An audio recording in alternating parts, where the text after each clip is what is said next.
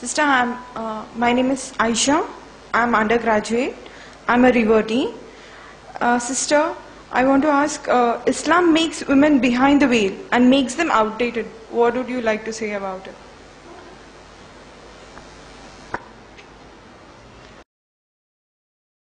Walaikum assalam. Sister has put the question that Islam puts the women behind veil, so she becomes outdated due to that. So what do I have to say about it? Sister, the actual concept of a woman being behind veil, it is the command of hijab, which is imposed on the woman according to the Islamic teachings.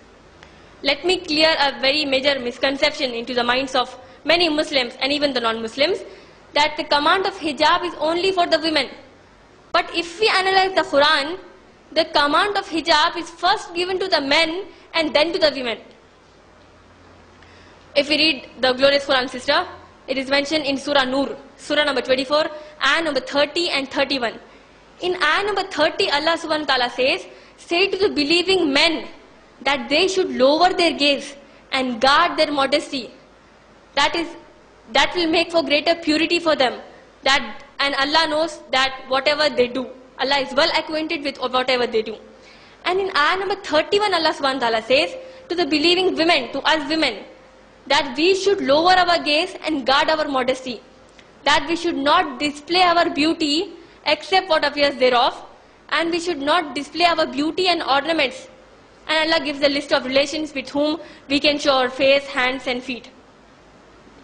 If we analyze these command of hijab, we can clearly see that the command of hijab, it is a bit different for both the men and the women. And if a sensible person analyzes, she can easily conclude that a small difference is there for the hijab because to suit the anatomical features of the women. For example, sister, if a man, he walks on the street topless, that will not force the women to have that sexual desire. But if the same the woman does, that will be a different case and she will land up in some other consequence, in some other controversy. So, if we analyze the purpose, why has Allah commanded hijab? It is mentioned in Surah Ahzab, Surah number 33, ayah number 59, where Allah subhanahu wa ta'ala says, O Prophet sallallahu alaihi wasallam, tell thy wives, the daughters and the believing women that they should cast their outer garments over their persons when abroad. That will make for greater purity for them. That is well acquainted. They are known as such and not molested. And Allah is oft forgiving, most merciful. In this ayat, Allah subhanahu wa ta'ala says, He gives us the reason why a woman is commanded to observe hijab.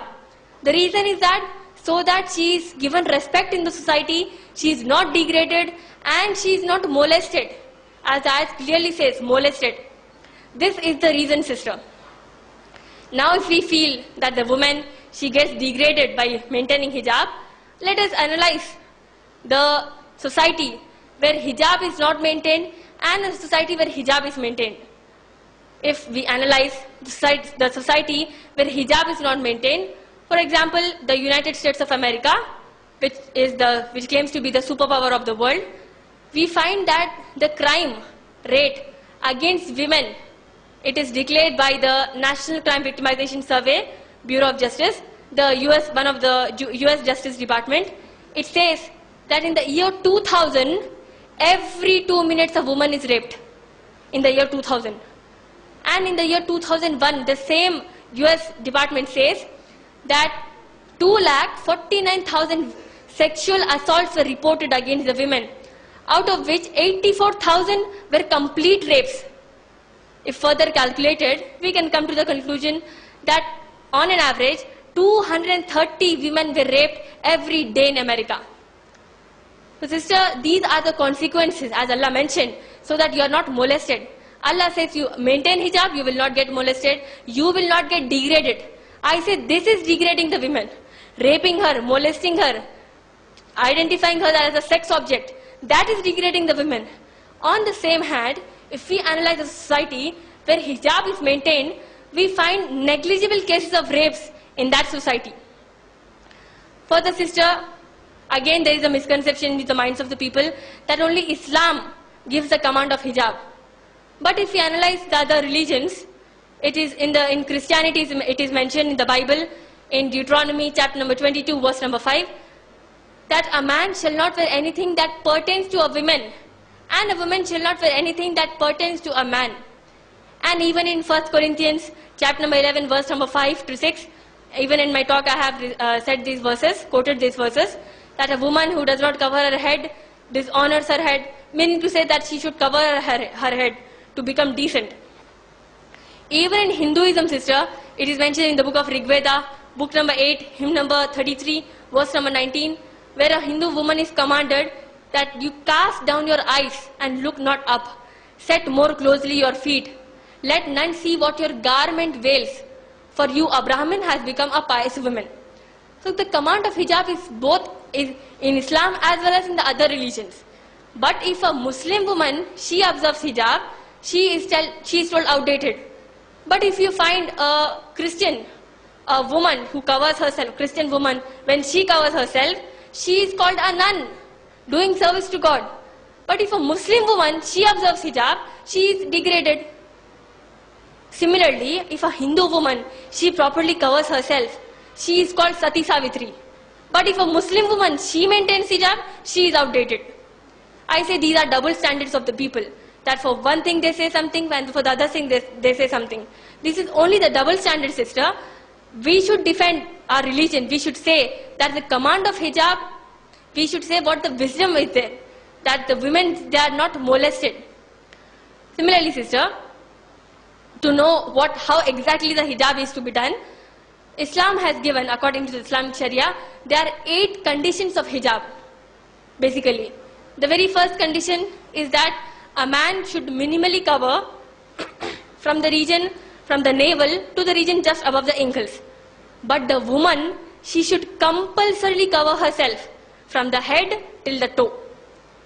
The second command is that men and women, they should not wear transparent clothes through which their bodies are visible. Third condition of hijab, men and women, they should not wear tight clothes that stick to the body so much that the curves of the body are visible. Fourth, men and women, they should not wear dark colored clothes that they become attractive to the opposite sex.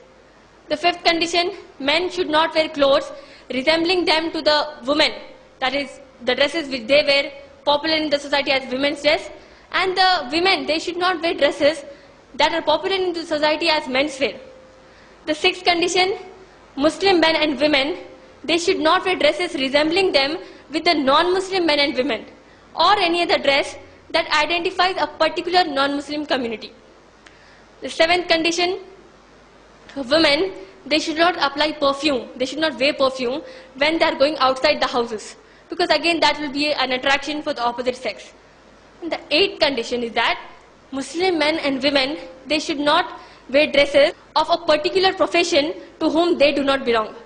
For example, a lawyer, he cannot wear an apron, the dress of a doctor, and roam in the society.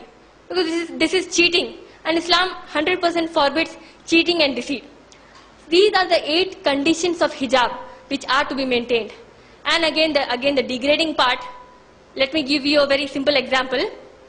If you look around the world, sister, the prime ministers, the presidents, the very VVIPs, the very, very important people of the world, we find that they are not allowed to intermingle with the common people.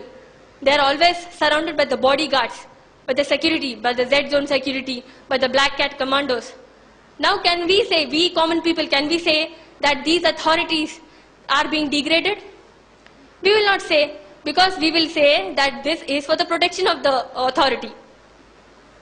Because any risk to their life will be a risk for the whole society, for the whole nation. Similarly, if a woman, she is protected by maintaining hijab, that is to protect her modesty and chastity, so that she is not raped in the society. And sister, if we analyze any diamond show, we find that the diamond, it is kept in bulletproof glasses. Again, so that the diamond thieves, they do not come and steal. But in Islam, the chastity of a Muslim woman is much more precious than a diamond. That is why we protect it under hijab. I hope I answered that.